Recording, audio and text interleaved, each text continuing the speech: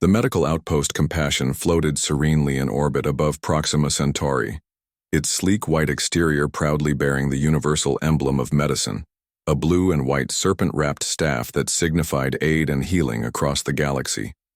Inside the main atrium, Dr. Elena Ray gazed out through the viewport, captivated by the swirling clouds of the planet below.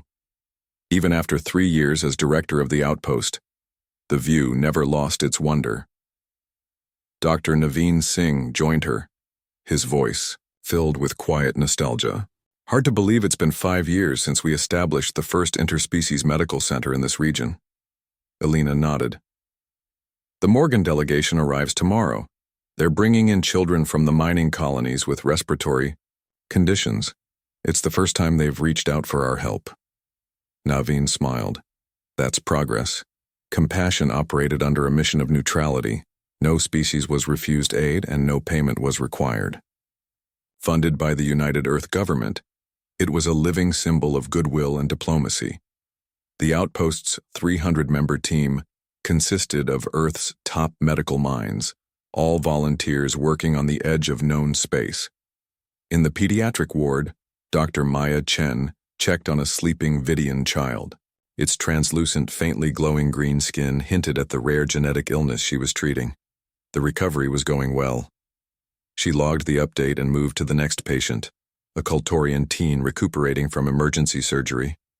A soft chime echoed from the station's AI. Dr. Chen, the Pedraxin patient in Bay 4, is showing signs of increased neural activity. Thank you, Iris, Maya replied. On my way. Life aboard Compassion followed a steady rhythm, healing, researching, and earning the trust of civilizations that had known conflict far longer than peace. The outpost was a haven, a rare sanctuary where galactic politics stopped at the airlock. Then, everything changed. Without warning, 3 unidentified ships burst out of hyperspace. Sleek and aggressive in design, they bore no insignias, but their architecture was unmistakably Valkyrie, a reclusive species notorious for their hostility and isolationist stance. Before Compassion's communications team could hail them, the lead Valkyrie ship fired. The first plasma torpedo destroyed the outpost's long-range transmitter. The second hit the power core, triggering immediate lockdown procedures. Lights flickered. Gravity shifted. Sirens wailed. "This is Director Ray," Elena's calm voice echoed through the station. "We are under attack. Begin emergency evacuation. Medical staff, secure all patients. This is not a drill." The station shook with another impact as chaos unfolded. In the surgical suite, Dr. Arjun Patel was mid-operation on a high-profile Nilian diplomat. Backup power activated, but the surgical bay trembled with each strike. "Stabilize the patient," Arjun commanded. "We're heading for the escape pods." "We can't move him," his assistant objected. "The neural graft isn't complete." "If we stay, we all die," Arjun said grimly. "Prepare for transport." Throughout the outpost, doctors, nurses, and support crews raced to evacuate the critically ill. Though they had trained for emergencies, none had prepared for a military assault. The attack violated every known galactic agreement protecting medical neutrality. In the control hub, Elena coordinated evacuation efforts while Naveen tried desperately to re-establish communication. "Any response to our distress call?" Elena asked. "Nothing," he replied, his expression grim. "Our long-range systems are gone. The emergency beacon is on, but the closest help is 12 hours out." A third explosion rocked the station, closer than the last. Through the atrium viewport, they saw one of the Valkyrie ships aiming at the hangar where pods were launching. "They're targeting the evac pods," Elena whispered in disbelief. "They know exactly what they're doing." On the Valkyrie command ship, Commander Zerthal observed the chaos with cold precision. "Target their escape craft." "No survivors," he ordered. His second-in-command hesitated. "Commander, scans confirm this is a medical station. There are patients from 17 species aboard, including Valkyrie children from the outer colonies. They've been tainted by human intervention," Zerthal replied without emotion. The High Council was clear. Human expansion must be stopped. These so-called humanitarian stations are the first step in their colonization efforts. But The Galactic Concord explicitly protects medical. Follow your orders or I'll find someone who will. The assault lasted 47 minutes. When it ended, Compassion was a mangled, lifeless shell. Of the 62 escape pods launched, only 17 survived. The rest were obliterated mid-flight. Doctors, nurses, patients, and staff lost. One of the surviving pods held Dr. Maya Chen, 3 nurses, and 4 critical patients.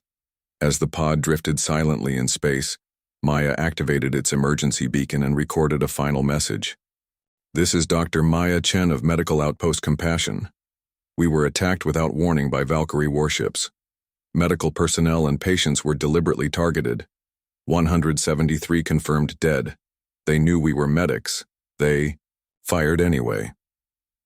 To beneath Geneva, in the secure underground headquarters of the United Earth Defense Council, President Sofia Alvarez watched Dr. Maya Chen's transmission play for the 3rd time. Her face was a mask of restrained fury. Around the table sat 12 of Earth's most powerful figures, military leaders, intelligence directors, and diplomatic officials. When the recording ended, Alvarez said one word: options. Admiral Kazu Nakamura, head of Earth's fleet, spoke first. Standard protocol would call for a formal diplomatic protest, increased defensive measures, and how many more will die while we file reports, interrupted General Maria Das. Her voice trembled with emotion. The Valkyrie targeted doctors and children. This is beyond war. It's an atrocity. Director Lu Wei from Intelligence cleared his throat. Our analysis confirms this was no rogue strike. The Valkyrie High Council authorized the attack. They're testing us, looking for weakness before escalating further. Alvarez's expression hardened. If we hesitate, they'll strike again. Lu nodded. The Valkyrie understand only strength. They've always feared it. Silence fell. All eyes turned to Alvarez, a leader who had guided Earth through 8 years of peace, who had made the Medical Outpost program a diplomatic cornerstone. Now she faced the hardest choice of her life. What about the Guardians? She asked quietly. Several council members shifted uncomfortably. Admiral Nakamura straightened. Deploying the Guardians would be an extreme response. Isn't this situation extreme? She countered. They murdered our healers, people who save lives no matter the species. Surgeon General Ilana Morales added softly. 27 confirmed dead. 46 missing. They knew who we were. They knew. And they fired anyway. Alvarez stood, walking to the wall-sized map of known space. Her finger traced the frontier, the scattered medical outposts that represented humanity's goodwill. We came in peace. We still believe in peace. But there are lines you don't cross. She turned back to the council. The Valkyrie made a grave mistake. They think our kindness is weakness. It's time they remember who we used to be. Admiral Nakamura exhaled, slowly. If we activate the Guardians, we risk reigniting old fears. Many species still remember Earth's darker past. Then let them remember, Alvarez said coldly. Activate Protocol Nemesis. Deploy the Guardians with orders. Rescue survivors. Eliminate all responsible. And ensure this never happens again. Her gaze swept the room. They attacked our healers. Now they'll meet our warriors. Far beneath the Olympus Mons colony on Mars, inside a classified black site facility, Commander Alexandra Vulov received a signal that hadn't been triggered in 15 years. The codes were clear. Protocol Nemesis was active. Her cybernetic eyes confirmed the message's authenticity. She turned to her second-in-command. Wake them up. In the heart of the facility, 12 stasis pods hissed open. Inside each lay a Guardian. Elite soldiers engineered for precision warfare and psychological dominance. These were the monsters humanity had locked away to protect the peace. The first to rise was Colonel Jeremiah Kane, his dark skin marked by the neural scarring that linked him to combat systems. His eyes opened instantly, alert and calculating. Protocol Nemesis has been activated, Vulov told him.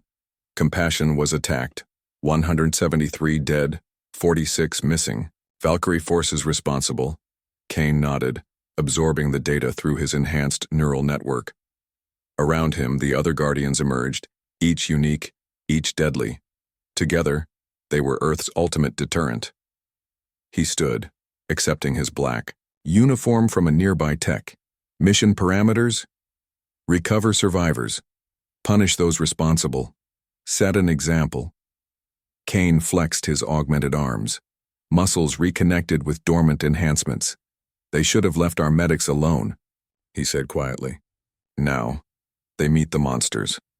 Their stealth ship exited hyperspace over Nexus 7, a Valkyrie border world. No alarm sounded. One moment the sky was empty, the next it wasn't.